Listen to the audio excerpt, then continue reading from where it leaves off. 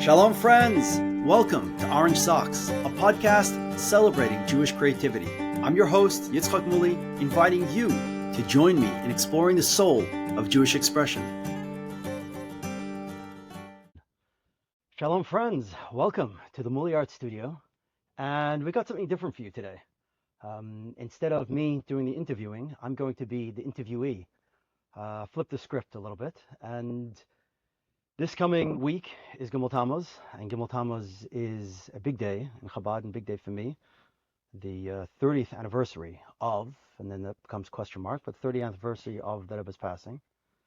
And I felt it was appropriate to have something Rebbe related, if you will, the Rebbe's impact on art and artists. And I thought of a few candidates, and I realized I'm a pretty good candidate myself, and I need to share my origin story at some point on the Orange Socks podcast. So I'm here with my dear friend, Elchanan Solomon, who agreed to join me and ask a few questions and go on a journey together. So let's begin.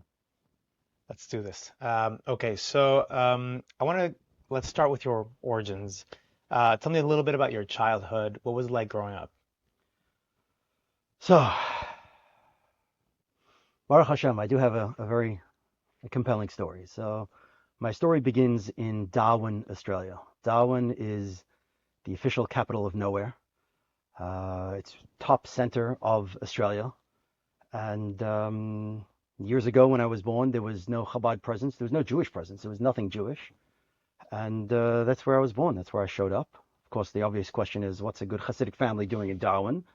And the answer is, we were not quite ready to be a good Hasidic family. My mother was a hippie, and that's where I showed up. And as a matter of fact, I didn't have my bris milah, until I think 3 months later or so, until we made our way down to Cairns, to a community. Like, we were very alternative. My mother's originally from Egypt, so they were traditional-ish. We'll get to that, but yes, that was the kind of Judaism we had. And I remember my early days. I don't remember this, but I remember my mother telling me about this of Yom Kippur, that it was we left kind of the commune, everyone, and we went off into the wild. There was a creek, a river, a stream, us and God. And that was Yom Kippur. We spent the whole day. I played in the water. My mother meditated, contemplated. So that was my early youth, and that could have gone on for a long time. But my grandfather, again from Egypt, was not well, and they were living in Melbourne, and he was in hospital, and it was a long, protracted illness. And we came down from the Outback to Melbourne to be with the family. And I was a wild child. What you see now is thank God I've gotten older and a little more mature. But I was subdued version. This is the subdued version.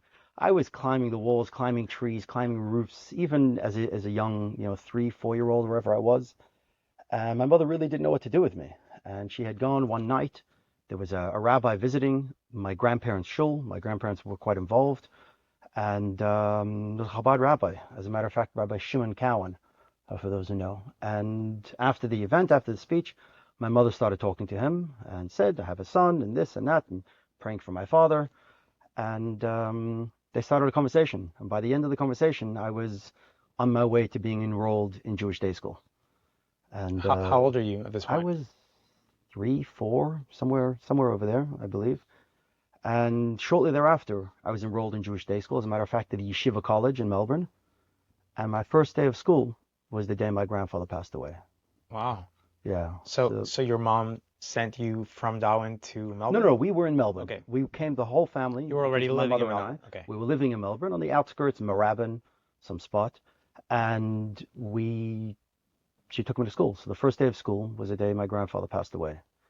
And he accomplished what he wanted to accomplish. He wanted to bring us back down. He wanted to connect us to our roots, to our Judaism. And my mother's very spiritual. And so she wanted more, and she wanted more for me as her child. And she thought, well, Melbourne suburbia is definitely not it. So where in the world could we be to have our love of nature together with our love of Judaism, our newfound love of Judaism, our growing newfound love of Judaism. And the thought was a kibbutz in Israel, a religious kibbutz, to be in nature, be with like-minded people, and that was the direction. So we gathered, we saved, paperwork, whatever it is. And for some reason, Hashgacha Pratis, divine providence, we went from Australia to Los Angeles to New York. And 10 days in Los Angeles, 10 days in New York. We knew nobody. Sorry. So your We plan were was to go to traveling Israel, through Israel. but you went Somehow we went, via Los Angeles and New York. exactly, yeah. So going, the long way. And I actually remember LA. My mother took me to Disneyland, and it was so magical. I mean, for a 4-year-old, 5-year-old child, it was magical. But we didn't know anyone. We knew people who knew people who knew people through the Chabad network from Melbourne to New York. And we came to New York. We were put up by total strangers. And we were there for 10 days. As a matter of fact, it was Rosh Hashanah, Yom Kippur, 1985. And we're there. And while we're there, people said, write a letter to the Rebbe. That the Rebbe has soul wisdom. And this was before Gimel Tammuz. This is 1985. Okay. This is like the memes. There was so much going on then. And so my mother wrote a letter to the Rebbe for a blessing for our continued journey to the kibbutz, to Israel, and so on. And the response that we got, which was verbal through Rabbi Gurner, unfortunately I don't have it in writing, was stay here for the time being and accomplish what you're here to accomplish through friends. So my mother thought, naturally, it meant for her to get remarried. And New York, still today, is the epicenter of everything Chabad, and singles congregate in New York. And so we stayed, and we stayed, and we stayed, and we stayed, and we stayed, and we stayed. We ended up staying for 4.5 years, which, in hindsight, is crazy. Well, let me ask you a question. So, how long did it elapse from the moment that your mother had this initial contact with the Chabad Rabbi up until this point? How long was that? I don't know. I think it's a year and a half. And within that span, she learned enough that she was willing to just listen to the Rebbe and follow what he said. That's a really good question. How so? I suppose the answer is yes. Thank God. Yeah. I suppose I was very young, but I suppose it was impressed upon her that the Rebbe really knows what's best for you. And if you're asking a question and you get an answer, listen. But it was an open-ended answer. It was stay here for the time being. Accomplish what you're here to accomplish. So in her mind, the accomplishing was to get remarried, and so while she was working on it, we stuck around. But in hindsight, that didn't happen. And really, looking at those years, they were filled with, the most incredible spiritual, energy for me. We lived on President Street between Utica and Schenectady. This house that we stayed in for 10 days, we ended up staying in their house for 6 months. That's the Torogs, Avraham and Mashi Torog. Incredible human beings. Always open their doors to so many strangers, us included. But we ended up finding an apartment, and my mother was working as a early childhood specialist, as a preschool teacher, and we were not legal, in this country. We were tourists that continued to stay our visa, whatever it was. So it definitely was financially difficult for my mother, but as a kid, I didn't know that. Like every Shabbos morning, we would walk together. Just to clarify, because you live with your mother, it's just your mother and you. It's just my mother and I. That was our family unit. Every Shabbos morning, she was so I was enrolled in Alei Torah. She put me in Alei Torah because, again, the Rebbe said not to learn English until 9 years old, and my mother wanted me to get an English education, but the Rebbe said so. Yeah, I suppose she drank the Kool-Aid enough. It's a horrible saying, maybe, but she believed enough. That's a lot in a year, from going to living in Darwin and having very little to do with really Judaism to going all the way to enrolling your kid in a yeshiva that doesn't teach English is a big. It is. It's huge. The more you say it, the more I really realize, and I have to go back and have a conversation with her about her perspective. Maybe I should have her on the podcast. But so I was enrolled in Alei Torah, which learned a lot of Yiddish, and I knew very little.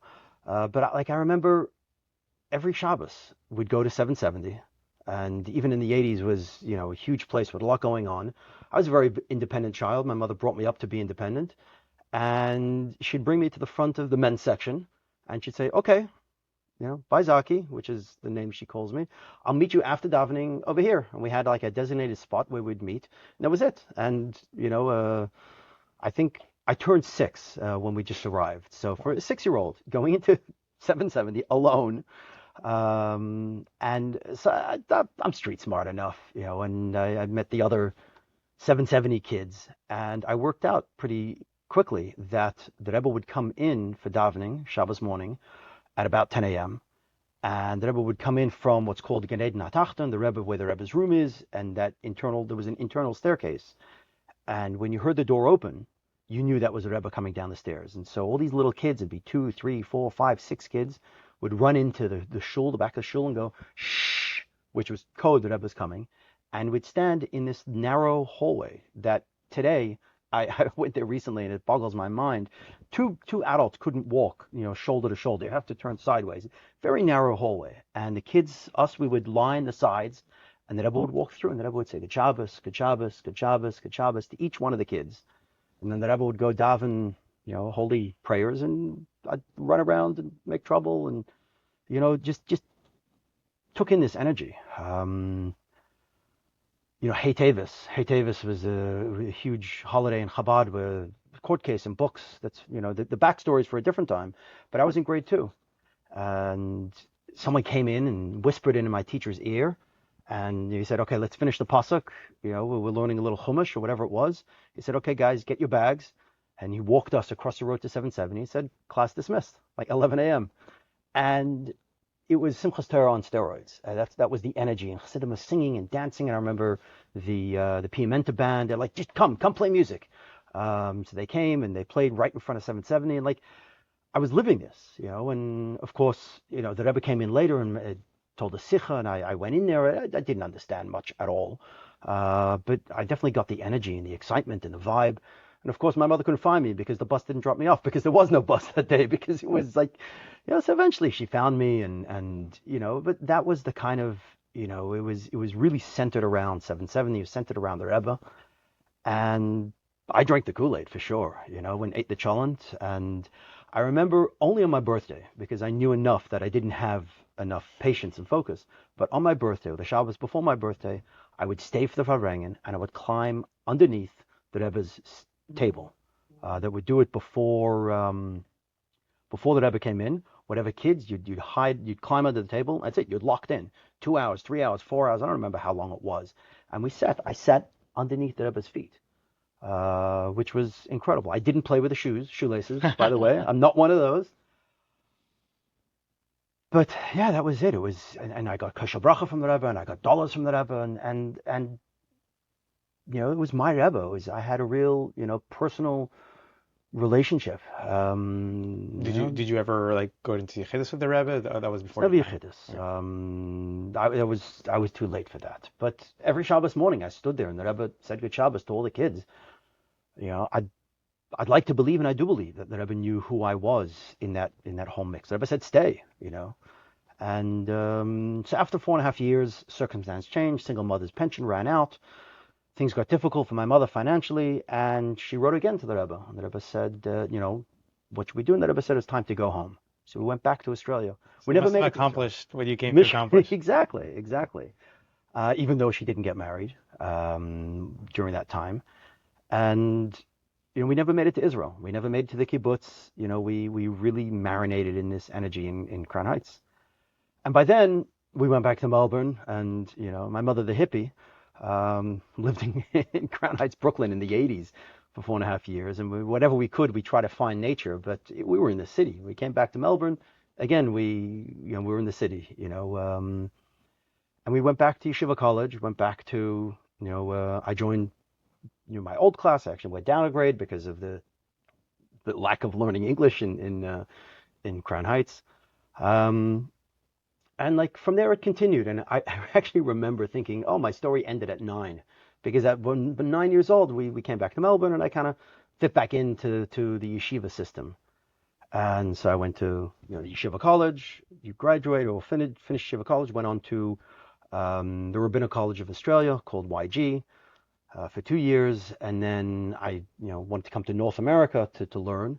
And there were three main yeshivas to choose from: Aleitera, Montreal, and Morristown. And I chose Morristown simply because it's in the forest. It's out in the wild. I had remembered their festivals, the Renaissance Fair. My mother would always take me there every year. So like, still nature was, that alternative, if you will, lifestyle was there. But I did 2 years in Morristown. I actually went back to Melbourne, Australia, to be a shliach, this bacher shlichus, like a mentor, a big brother. My old principal, Rabbi Glick, who I was, again, as I said, a wild child and a troublemaker. One of my greatest compliments is that he invited me back to be, a mentor to the younger boys. And throughout all this process, I thought, we came to Crown Heights.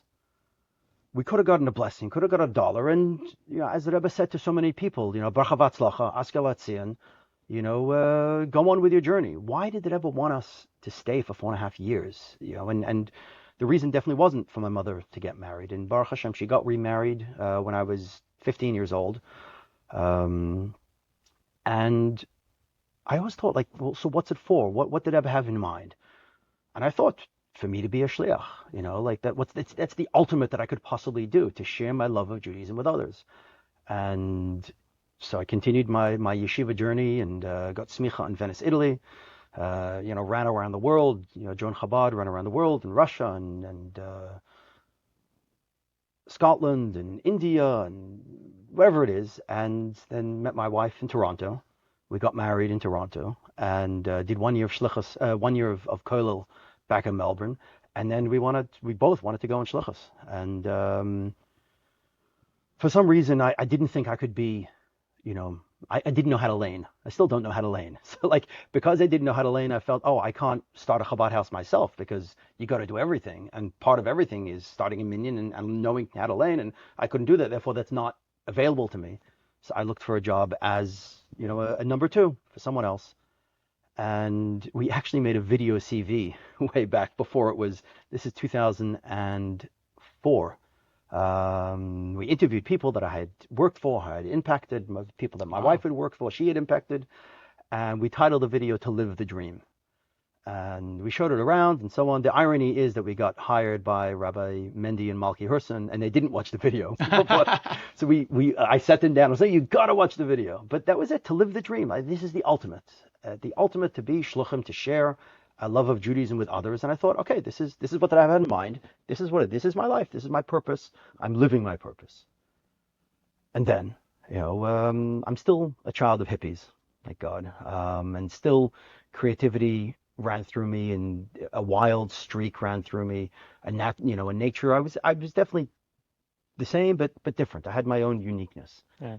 Seems to me, looking backwards, hearing this story, how that Rebbe wanted to take this hippie child and infuse it with 4 years of Crown Heights and end up with a hybrid. Yeah. With this person that has the shlichus and has the nature and the hippiness and all this. So you ended up in shlichus working in New Jersey under Rabbi Herson. Can you tell me a little bit about how that was? How long were you there? Tell me about your experience as a shliach. So we were hired as the youth directors together. We did Hebrew school, we did teens, we got involved in like the community program, holiday programming.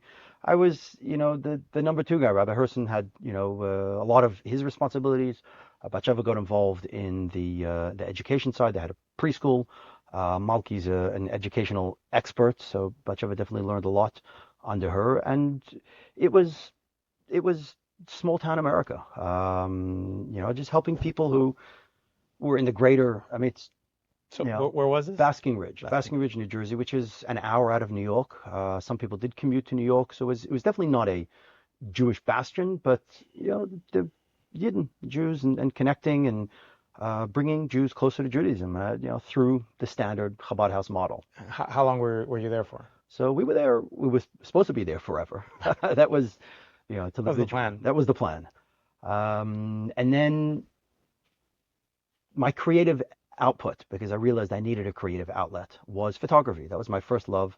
As a child, I was into photography. I felt constrained that I couldn't paint, I couldn't draw, so I never went that direction. I always went, to photography. Photography was my form of expression, And the first digital SLR that came out, professional digital camera, was a Canon Rebel, whatever it was, and I bought that for just under $1,000, and that opened up my creative process because with film you take a photo and you don't see what you did until you develop it later, and I felt very constrained. Every time you press the shutter, it cost another something. So so I got into photography. That was like a side thing. Right, you're doing it as a hobby. It was. Yeah, completely on the side. I'm curious, what sort of photography did you do? A lot of nature, a lot of nature. Fall over there is beautiful, the rivers, the streams, and then family portraiture of my own children. I got a lot of beautiful photos of my children, other people's families. I did photography and video for the Chabad, for their events and so on.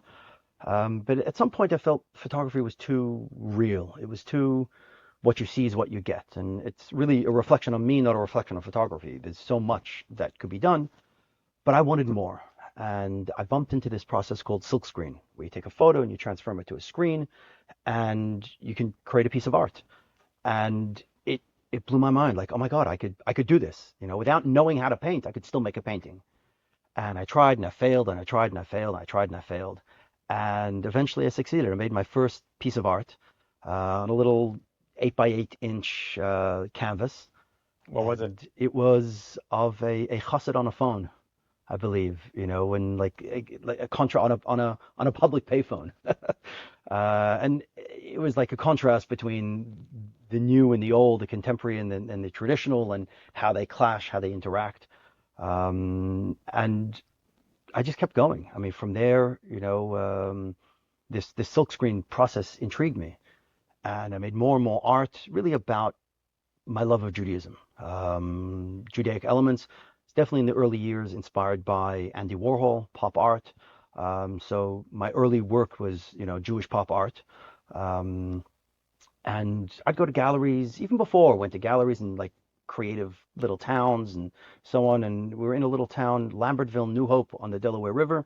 And I found this gallery and I just loved it. And I'm like, I went and talked to the guy and showed him my work. He's like, oh, I'd love to have you in here. Come. So all of a sudden I'm being shown in a gallery. And I got some early press. They dubbed me rabbi by day, artist by night, because that was what it was. Rabbi by day, all my responsibilities, and came home, put the kids to bed and so on. And then I went off to paint. I got some more press and they dubbed me the Pop Art Rabbi. And, it was wonderful. It was humming along. And I felt like this beautiful harmony between my responsibilities as a rabbi, that this is my calling, this is my purpose of what I need to do in life, but also my creative outlet and, creating my own art and sharing it and so on.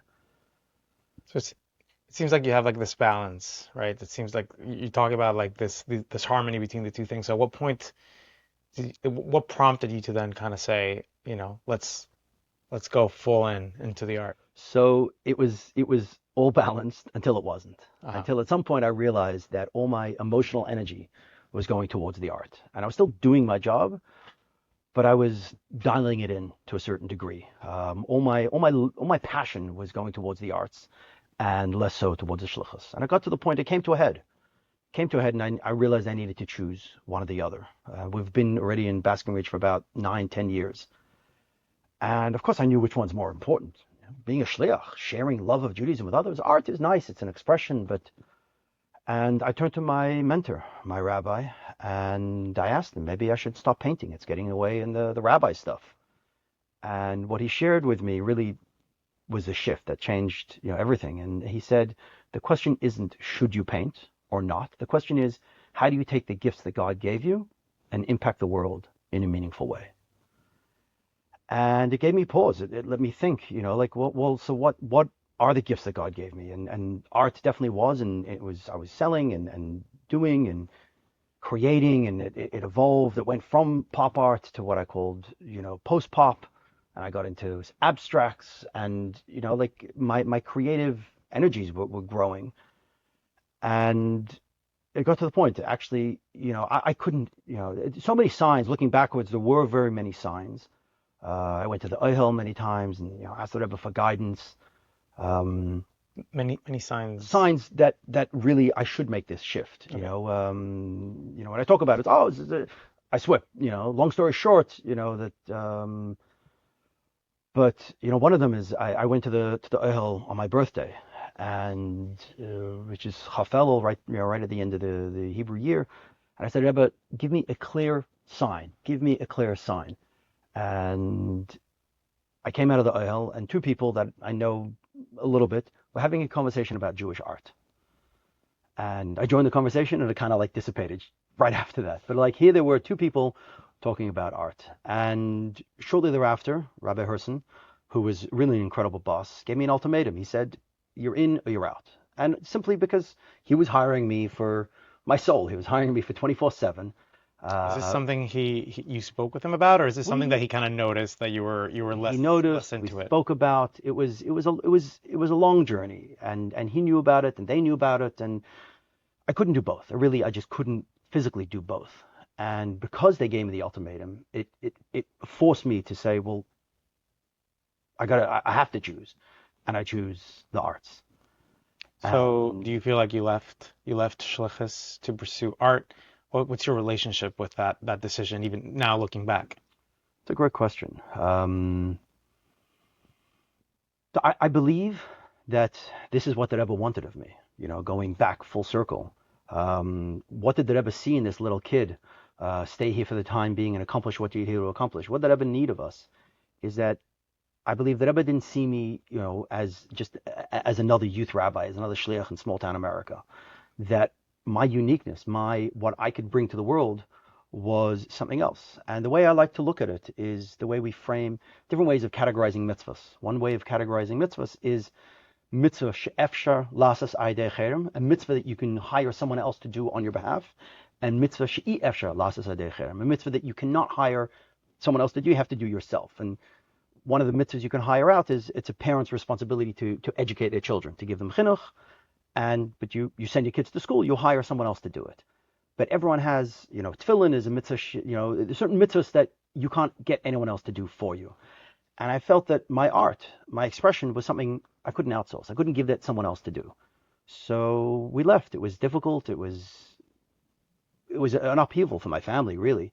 But we left. We left with the understanding. We tried to stay on for a year, and um, with the understanding, yeah, this is what I'm meant to be doing. This is what God wants of me. This is what the Rebbe wants of me.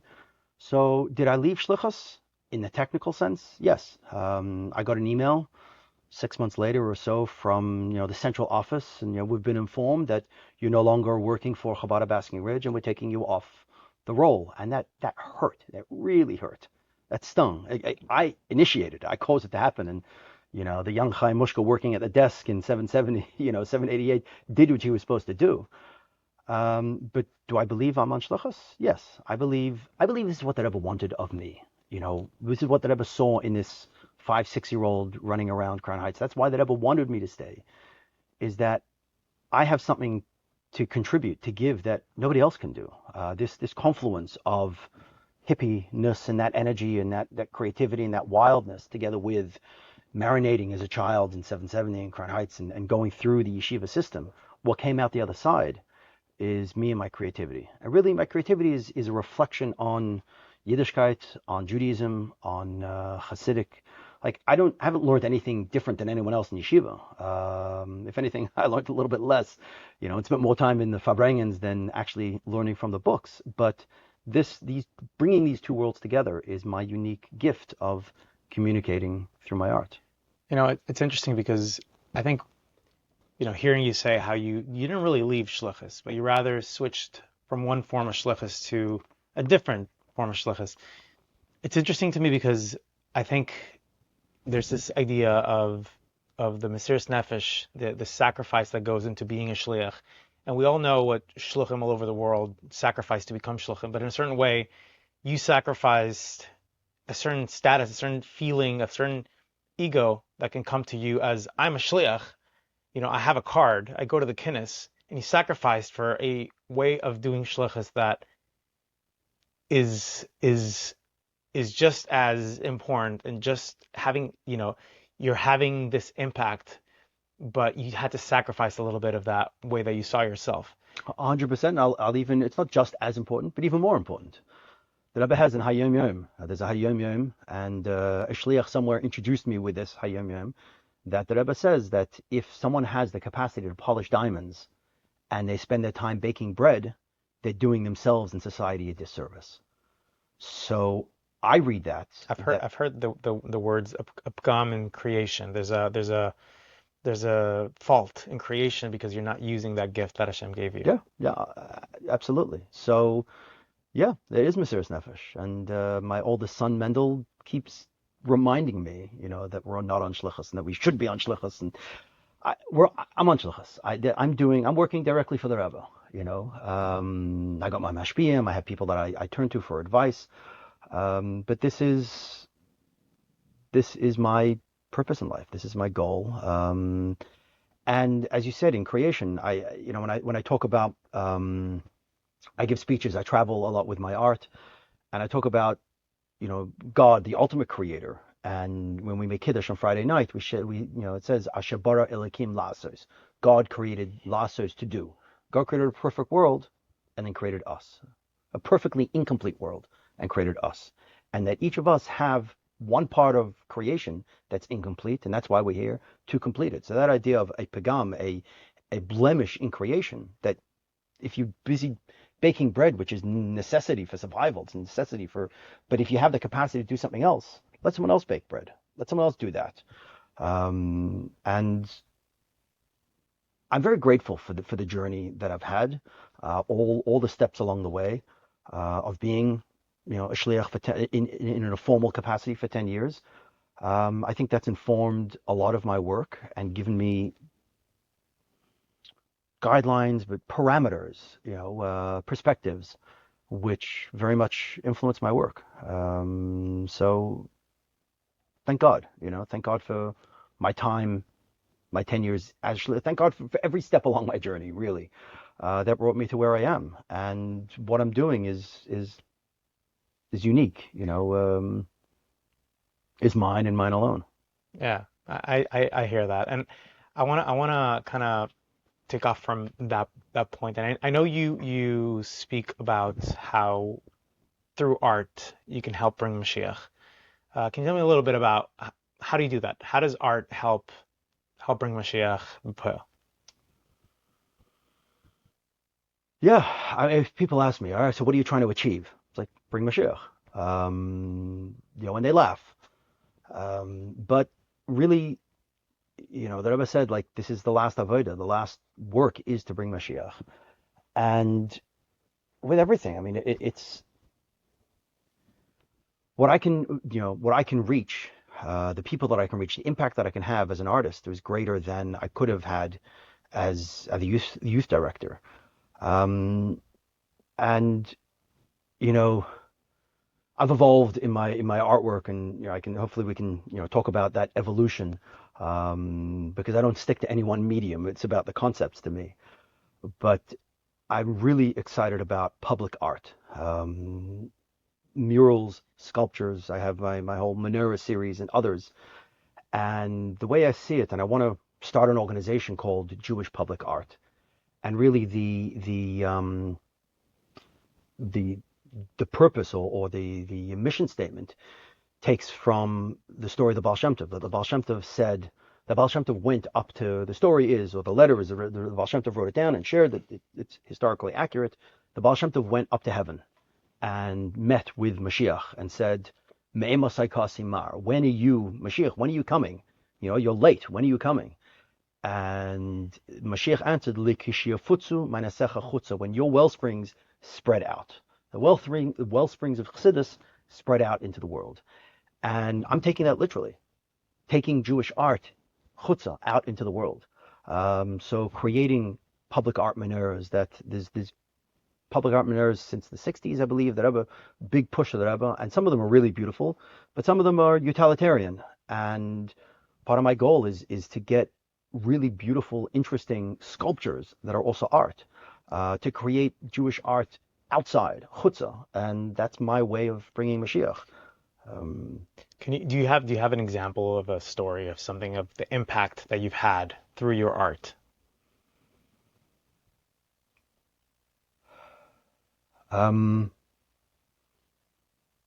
I was asked that once on stage and I blanked out. Um, you know, the beauty is, like, in a way, no. There's no one, like, oh, because of that, my life changed. But I've been told that I, I allowed other people, I gave other people permission to do. That definitely, I'm not the first Hasidic artist. There's Handel Lieberman and there's Zalman Kleiman. Those are the greats. And then there's Baruch Nachshon, who had tremendous kiruvim from the Rebbe. But the Rebbe really got involved in his creative work, and the Rebbe told him that he's a tikkun, a rectification of all the negatives of art. And then, of course, Michal Mochnik. But I'm a younger generation, and my pop art, I believe my Jewish pop art was, revolutionary within the Hasidic world, and I continue to push boundaries. There is someone who I met at the JLI retreat years ago, and we've stayed in touch throughout the years. And at the time, his wife was not Jewish, and just recently she completed the process of Giur, and he calls me. I'm one of his rabbis when he needs advice, and when he needs square questions, he asks his square rabbi, and when he has other questions, he turns to me. So yeah, I think as an artist, I have impacted. But the beauty of it is that I mean, this piece, orange socks. Let's talk about orange socks. Of course, yes, I'm wearing my orange socks. This piece has had a huge impact. So by extension, I've had that impact. So what is this piece? This piece is a line of rabbis, all marching to the beat of the same drum. It was, I mean, divine providence, the way Hashem, planned things out, is that this piece, it was really a throwaway. I had a bigger piece titled Williamsburg, and it was about the conflict or the intersection of the Hasidic community and the hipster community, and the bridge in the middle. And I had a little boy with ice cream, in the Hasidic community, looking out at the hipster community, and that was me. I feel comfortable in these two worlds. That there's a clash. There was a clash. The bike lanes in New York. There was whatever issues, but I felt comfortable in these two worlds. And so I had different characters, different Hasidic characters, different hipster characters, and these are one of my characters. These two guys walking together, and I just had this canvas, 10 inches by 10 inches tall, 30 inches wide. And I just looked at it, and like this idea of this repetitive nature of these guys all silhouetted out. And then one guy wearing orange socks. And like, okay, that's my self-portrait. That's me. That I'm definitely, on the journey together with everyone else, very much in line with what God wants, with Chabad and Chabad culture and what the Rebbe wants. But at the same time, I'm personalizing my journey, that this is me. And the amazing thing is that this piece really touched a chord. A lot of people identified with it, either whether they're like actually wearing orange socks or colorful socks or whatever it was. The story is true. Yes, I did wear orange socks at my wedding. And a curator in Israel, I'm blanking on her name,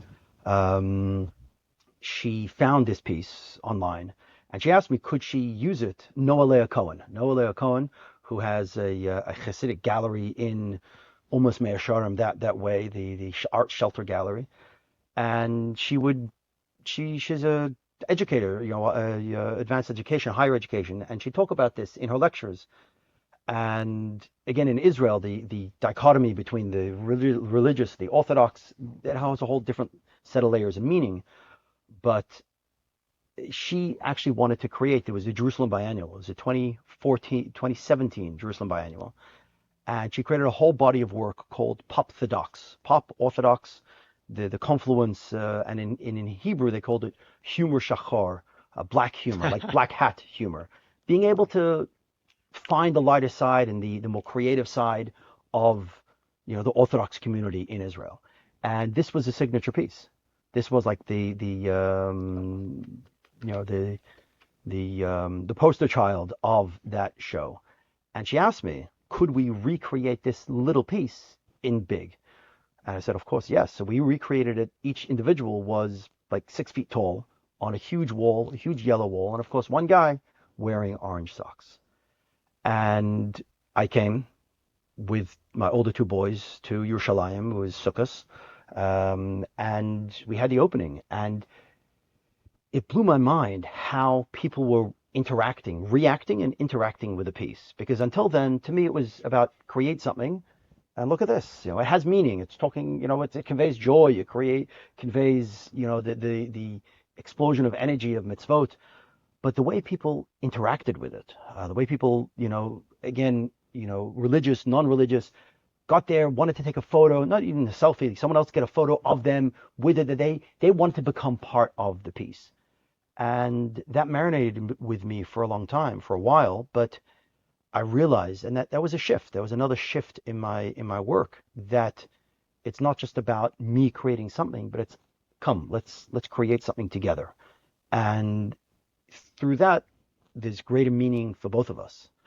So again, that's a reflection of my Chabad shliach process. Come, let's do a mitzvah together. Come, let's find meaning together. Not like let me put on you my meaning, but come, let's discover together. And yeah, the podcast is the Orange Socks podcast. I keep coming back to it. We actually had. Maybe we should bring it back, but what we called the Orange Socks Collective, and we did one performance. I had a solo show at the Jewish Museum of New Jersey, a small museum upstairs from one of the old synagogues in Newark, and we did a performance piece. And there's this guy, Yaakov Jaffe, and he's got an incredible story. He was a contemporary dancer, not religious, an incredible contemporary dancer. You know him? Yes. Amazing. We're in yeshiva together. Really? Yeah. So the Juilliard, I didn't even know what schools he went to, but he was top of the line, contemporary dance. And when he became frum, when he became religious, he couldn't find that parallel, that connection point, and he stopped dancing. And of course, Chassidim dance, but we kind of shuffle, there's no, it's not dance. Well, it's not contemporary dance, that's for sure. And I think I did a show out somewhere. I don't know where his mother lives, but somewhere. And I met his mother, and she's like, I love your story. I love the way you've found, that I don't have a contradiction between my Judaism, my Hasidic self, and my artistic self. That to me, they overlap and they really complement each other. But her son couldn't find that. And I said, I gotta meet him. I gotta call him. I gotta interact with him. And somehow, I'm getting old. I'm forgetting. Somehow Dalia Schusterman was involved in this. I forget her music, whatever it was. But I reached out to him and I said, hey, we're gonna, and so this Orange Socks Collective was Dalia Schusterman, an incredible drummer, musician, Mirla Rosenberger, who's also another female incredible musician, and Laura Melankoff, I believe. Melankoff. Yeah. Yep. And so those three musicians, that they played, Yaakov danced, and I created like a backing of Orange Socks. And really what it was, and I got to find the video to it, is that it was the outline of all these people, and they were kind of like blank. And Yaakov tried to fit into person number one, and it just didn't work. And the music was like edgy and difficult. He tried to fit into person number two, and it didn't fit. And then, person number three was this outline with orange socks. And like all of a sudden he felt at home, and I sprayed orange socks on his socks, and he came alive, and the music came alive, and I painted like a madman, and this explosion of energy of all of us, and the music, and him and me, and it all came together, that finding yourself within, and then he eventually came back and he was like at peace in his space in the orange socks. So this orange socks has touched me a lot, and to answer your question, yeah, I think it's touched a lot of other people. I think it's such an important message for the world, that being batal, being a part of something greater, being a religious Orthodox Jew does not need to take away your individuality, and to find that self-expression within the greater movement, within the greater ideology is such an important message. And I think so many people that struggle with Orthodox Judaism is because they haven't found this way, this balance, to be able to dress like a chassid but yet put on their orange socks. Right. I wanted to ask you a question. I know that art is a very fulfilling, but it's also very tough. It's a very tough career. So, I want to know what keeps you motivated? What keeps you going? My bills, my responsibility. This is my full time. I do art full time. I'm blessed that I do art full time. Um, but uh, yeah, I have so much to say. I have so many ideas, so many things to do. I feel like I don't have enough days left in my life to create all the things that I already have in my mind. Forget about all the things that I'm thinking of. So it's not easy. It's really not easy on my wife, to be super honest. But this is why God put me on this earth. My whole backstory, like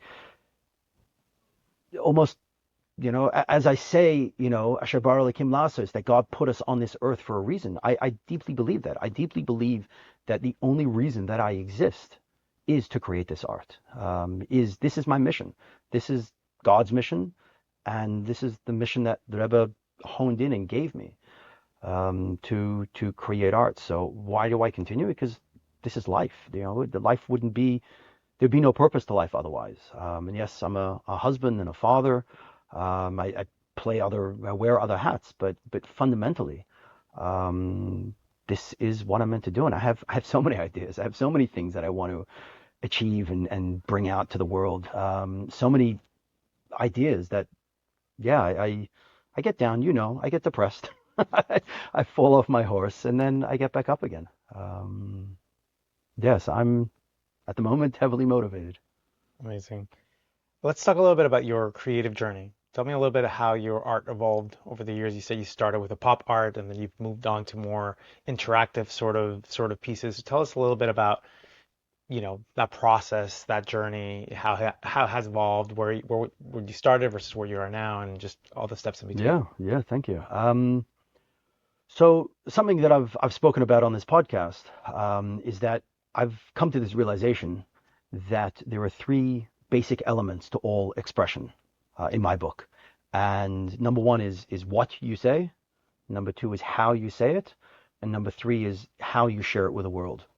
And to me, I'm very much about what you say, the subject matter. And the subject matter is Chassidus, is Judaism, is a love for Judaism. I One of my rabbis that I turn to, again, someone who has deeply changed my life, is Rabbi Yossi Paltiel. You know that. If I'm quoting someone, I'm quoting Rabbi Yossi Paltiel. And he had a Farbrengen. It was a Yud Aleph Nissen Farbrengen. You can look on, it was back when he was on the yeshiva.net. If you go to yeshiva.net and search 11 Nisan, Rabbi Paltiel will come up. And it's an exploration of the historical journey of the Rebbe's 10 mitzvahs. That God gave us 613 mitzvahs. The Rebbe said, here are 10 starter mitzvahs. Anyone getting started, begin with these. And really what it was about is the critical mass of people doing a new mitzvah, say tefillin, during 67, just before the war, Shabbos candles in the 80s. Every single one of these had a real, in the world effect on the world, specifically about Eretz Yisrael and Shleimus Haaretz, the land of Israel and the safety and security of the land of Israel. One example from that, and every so often I go back and I listen to that again, but one example from that is the Baba Sali, which is a tremendous tzaddik, would predict every year, every time that there was a war in Israel, and he predicted accurately each war, the Yom Kippur War and the Six-Day War and whatever else. And in 1982, I believe, or whatever it was, somewhere there, the Baba Sali said that there's going to be a war in Eretz Yisrael. And there was no war in the boundaries of Eretz Yisrael. There was the war in Lebanon. And at the end of the year, they came to him and said, what happened? Did you lose your edge? And he said, how was I to know that Lubavitcher Rebbe would make the mitzvah of, and I think it's Shabbos candles, and push the war from Israel into Lebanon? So here's one tzaddik talking about another tzaddik, saying that the act of so many people doing this mitzvah actually physically pushed the war from the borders from within Israel to outside of Israel. And listen to that class. Maybe I'll link to it in the show notes. That had profound impact on me. And this idea of the mitzvahs we do has a real impact. Like the actions that we do really actually do affect this world. And I feel like it's something that we've learned, in the Chabad circles for forever, but it hit me. It was like so visceral. And a lot of my work from then, and that was like at the post-pop stage. So pop art, this is, one of my pop art pieces. You have eight Torahs, and then eight, Western, Ashkenazi Torahs, and then one Sephardi Torah. That's part of the pop art series. And post-pop was taking one of these and creating this explosion of energy. That every mitzvah we do creates this huge explosion of energy. So Similar to kind of this one, right? Similar to kind of this one. This is the shofar. Shofar is one of my ongoing series. Every year, just before Rosh Hashanah, I paint a shofar, attempting to depict that energy of the new year. Every time there's a new year, we get a new godly energy into the world. And actually within that, I discovered, again, looking at all these different forms, it's not about, to me, it's what you say, not how you say it. There was Pokemon Go. Hope you remember that? There was Pokemon Go that through the phone, you could look and you could see these Pokemon characters or whatever. And it was a craze. I mean, it went viral and people like walking around, and through the naked eye, you don't see anything, but through the phone, through that app, through that lens, you would see these Pokemon characters and you had to interact with them in whatever form. And to me, that was like, oh my God, that's such a great mashal. It's a great way of looking at spirituality. It's here, but we don't see it. And through the lens, we can see it. So I created a series, again, of the Rebbe's 10 mitzvahs, those 10 mitzvahs. And I don't have any of them here because they're all sold and out in galleries and elsewhere. And there were two pieces, and again, I'll try to link to it, two paintings of the exact same thing. So the Torah, and one is a Torah on a blank background. Nothing else, just a white background on the Torah. And the other one is a Torah full of this explosion of energy and mitzvah, and all 10 of them. And I created and I filmed creating that explosion. And I worked with your friend. Yeah. You remember that? I remember, yeah. Exactly. To create virtual reality. That when you hold up your phone, or you hold up your tablet, on the blank one, in the phone itself, you see the creation of this one. You see that explosion of energy. So the one that's complete, what you see is kind of Mashiach times, where we see godliness. And the other one, which was blank, when you look at it, but through the right lens, you saw that explosion of energy. And I remember when you told me about this idea, that I love the concept of having something that's there. It was always there, but you need to be able to see it. You need the right lens to see it. I love that. The augmented reality concept was great. So I have another augmented reality concept that I love talking about that I haven't yet brought to life. And of course, my Overflowing Blessings series. My personal favorite. Good. One of my original thoughts for this was this idea of, and this is the time when the Amazon Go, there were these Amazon buttons, these smart buttons, and you put it near your laundry, and whenever you're running out of laundry detergent, you program it, you'd press that button, and it would, deliver, next month's thing. And my idea of getting these buttons, and of course it works with an app as well, that every time you do a mitzvah, every time someone does a mitzvah, you press that button. And what happens? Oh, so there's two parts, So what happens is we'd have a huge cup, an 8-foot cup in a museum somewhere, that every time someone presses that button, a little drop of paint falls into a bucket above the cup. And around the world, everyone doing these mitzvot, it would fill up that bucket until that bucket would, on a hinge, would just automatically overflow over the cup and then fill up again. And I wanted to put it in a round room where, because it's connected, it's geotagged anywhere in the world with this app or with the buttons, anywhere in the world that someone is doing a mitzvah. And to have a map of the world that these little LED lights would flash when someone did a mitzvah in real time in these places. And also to have an EKG machine that like measured the, like instead of the heartbeat, it would measure the heartbeat of the mitzvot and call that Am Yisrael Chai, that we're alive by the mitzvot. And actually, the first part of it was augmented reality, that when you do a mitzvah, you take the app and you do a mitzvah and you drop that mitzvah in space. So you drop it here, and it would be, that was actually inspired by tefillin for Yitzi. Rabbi Yitzi Horowitz is still struggling with ALS, and a group of boys, a group of Bachrim said, let's do a campaign. Let's get 60,000 people putting on tefillin in merit of Yitzi, because mitzvahs do make a difference. But how do you track it? How do you quantify it? And my thought was, get an app, make this app, that anytime someone did tefillin, you go to someone in downtown LA and you put in tefillin. So you open up the app and put in tefillin. Why? For Yitzi. So you have who, the boy signed up, or the person doing the mitzvah, what, the mitzvah of tefillin, when, it's time stamped, where, it's geotagged, and why, tefillin for Yitzi. And then you could start seeing, the big data of where in the world mitzvahs happened. And if you do this, I remember growing up in Australia, we'd go on hikes out in, not quite the Outback, but, in the middle of nowhere, and these, our counselors would say, no one in the history of the world has ever done a mitzvah here. Come, let's do a mitzvah. Say 12 psukim. Let's say a blessing. Let's daven mincha. Imagine that we dropped, those things in that space, and a year later, or 6 months later, another group comes along and looks and goes, oh my God, there was a mitzvah done right here. And to me, it excites me, using technology, using whatever tools we have to communicate this idea of the power of a mitzvah. Yeah, kind of like a geocache. A geocache, Yeah. a geocache for mitzvahs. And so it's still out there. Friends, who wants to partner with me? Who wants to make this happen? Okay, so we did the pop art section, then we moved on to the post pop, right? Yep. And now we're talking a little bit more about the interactive stuff, things like the geocaching and the overflowing blessings. So the overflowing blessings, the way it is now, is it starts as a blank canvas. A blank is silver cup.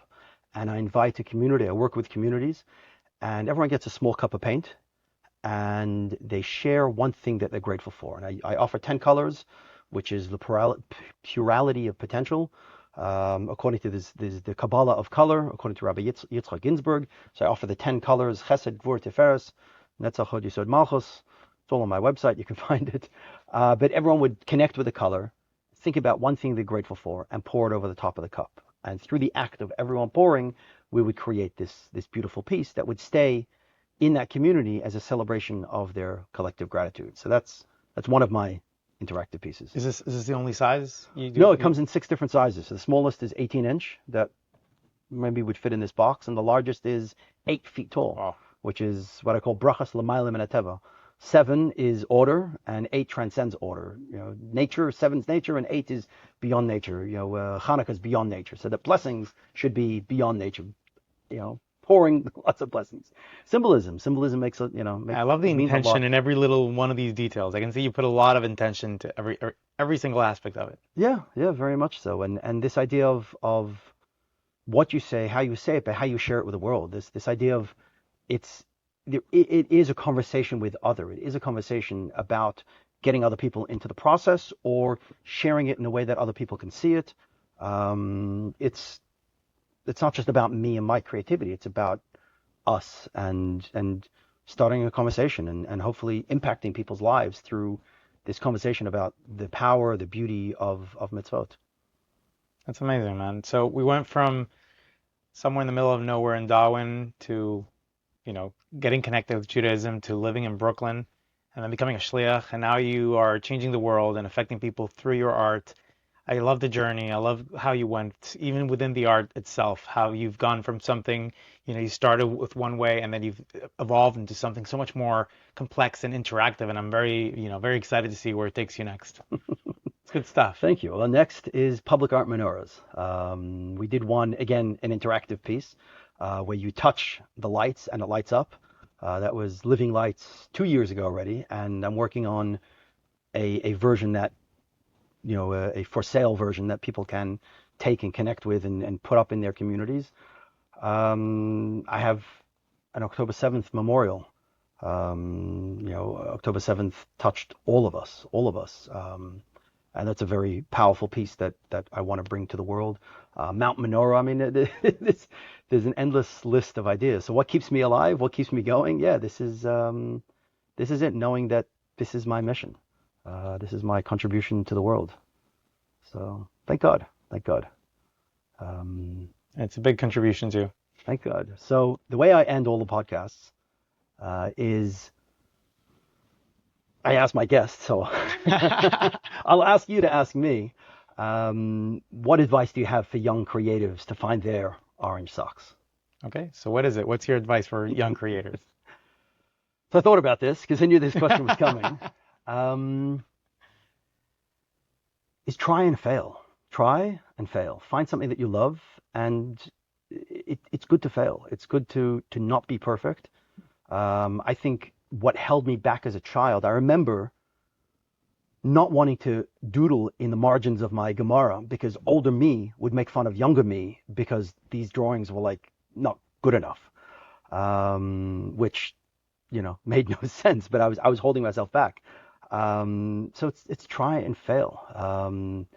Fail is a beautiful part of doing, and then find your passion. Find what excites you, what keeps you up at night, what you're thinking about, late at night.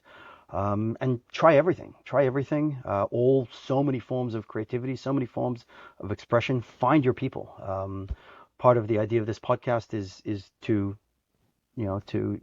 share with the younger generation or the young at heart, but to find a community, find like-minded people. Really, part of the purpose of this podcast is to fabrang, to have a conversation with lots of creatives and talk to others, inspire others, connect. Find your people. Don't do it alone. And try, fail, keep trying, and eventually you'll find your voice completely. So that's amazing, it. Man. I love it. Elchanan, thank you so much. Thank you.